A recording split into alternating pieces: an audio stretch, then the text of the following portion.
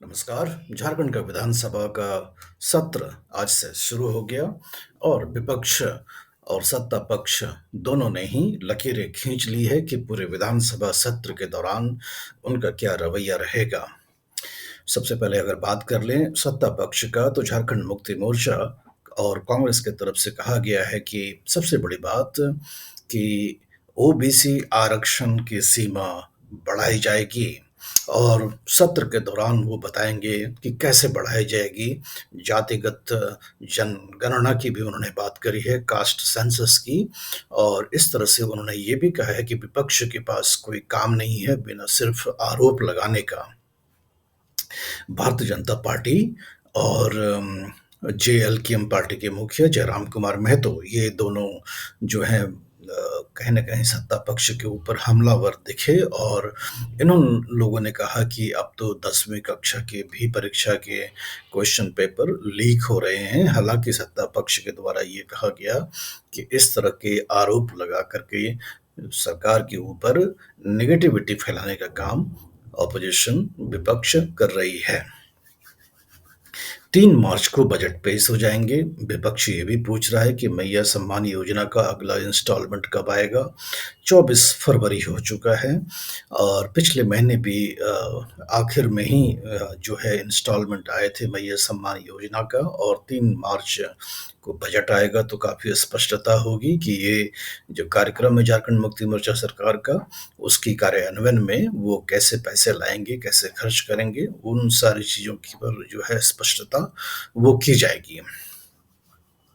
एक जो हमने विशेष बात ये देखा कि जयराम कुमार महतो एक बार फिर से चर्चा में हैं। स्कॉर्पियो 1947 सनम झा, प्रीतिश नंदी, शारदा सिन्हा, उस्ताद जाकिर हुसैन, श्याम बेनेगल आदि प्रमुख रहे। इनका देहांत हुआ, इनका निधन हुआ और मैं इनके प्रति शोक संवेदना व्यक्त करता हूँ, भावभीनी श्रद्धांजलि अर्पित करता हूँ।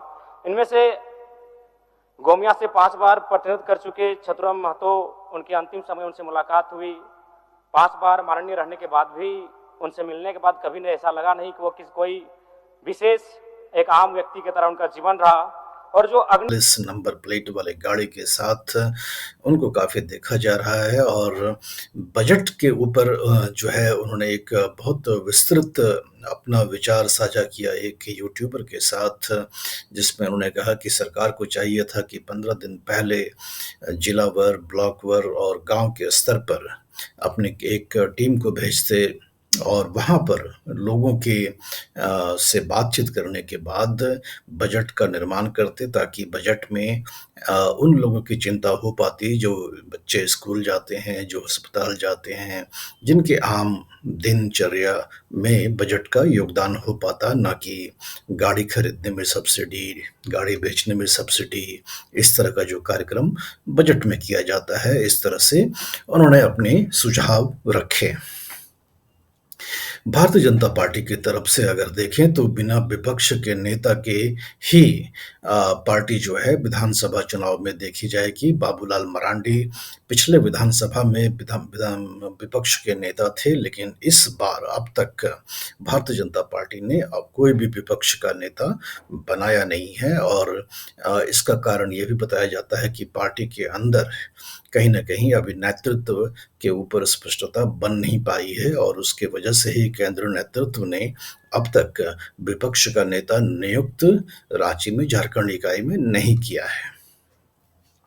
रघुवर दास के एक्टिव राजनीति में आ जाने के बाद बाबूलाल मरांडी के भविष्य के ऊपर भी प्रश्न चिन्ह है और अगला जो विपक्ष का नेता होगा उससे कुछ स्पष्टता आएगी।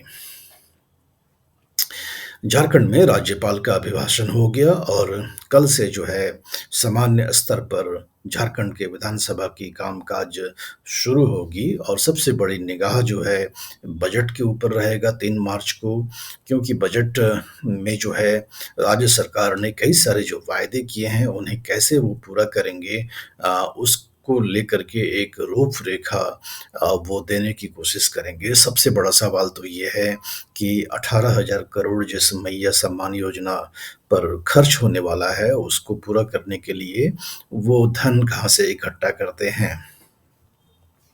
तकरीबन हम देखें तो 1.5 लाख करोड़ से कम का हर साल का उनका व्यय है, एक्सपेंडिचर है और अपनी जो कमाई है राज्य सरकार की वो करीबन 56,000 करोड़ के आसपास है। तो ऋण लेकर कर के जो है सालाना जो खर्चा होता है उसे सरकार पूरा करती है। तो ऐसे में मैया सम्मान योजना एकमात्र कार्यक्रम नहीं है जिसकी घोषणा झारखंड मुक्ति मोर्चा ने की थी और भी कई सारी योजनाएँ हैं।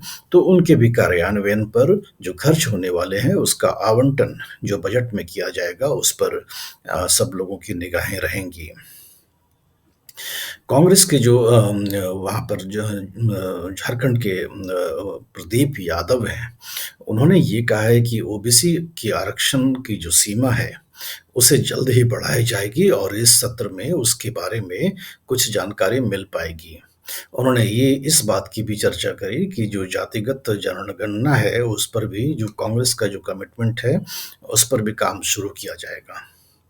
अभी जातिगत जनगणना की जहाँ तक बात है तो कांग्रेस शासित तेलंगाना सरकार ने अपनी एक रिपोर्ट जारी की है। कर्नाटक से अब तक रिपोर्ट आई नहीं है, हालाँकि उन्होंने सेंसस कर लिया है और कांग्रेस के जो पूर्व के अध्यक्ष राहुल गांधी हैं, वो उनका ये एक बहुत बड़ा कहें तो नैरेटिव है कि कास्ट सेंसस पूरे देश में किया जाए। तो जहाँ-जहाँ उनकी और उनकी सहभागिता से जो पार्टी सत्ता में है, वहाँ पर वो कास्ट सेंसस करवाने की अपनी पुरजोर कोशिश कर रहे हैं। तो ऐसे में झारखंड में भी इसको कास्ट सेंसस को लेकर कर के कुछ शुरुआत तो वहाँ पर भी देखी जा सकती है आने वाले समय में।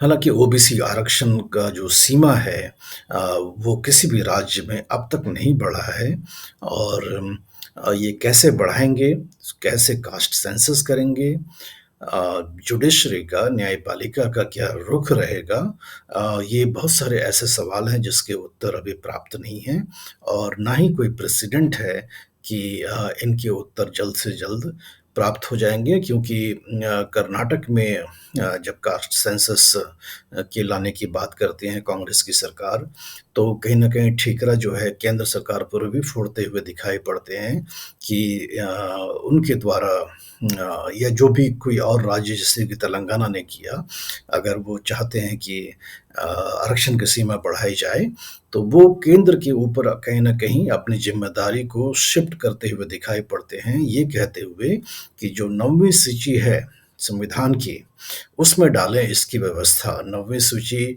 में डालने का मतलब यानी कि 9th शेड्यूल, उसका मतलब है कि जुडिशियल रिव्यू उसका नहीं हो सकता है, सुप्रीम कोर्ट या हाई कोर्ट की दखल-अंदाज़ी उसमें नहीं हो सकती है। ये कांग्रेस शासित राज्यों का कहना है और केंद्र की जो सरकार है, जहाँ की भाजपा शासन में है, उनका रुख इसके ऊपर कुछ ज़्यादा होता नहीं है।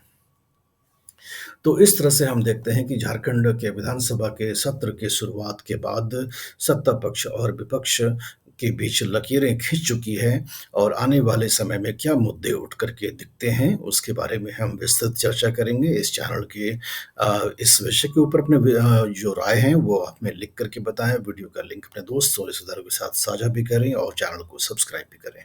धन्यवाद।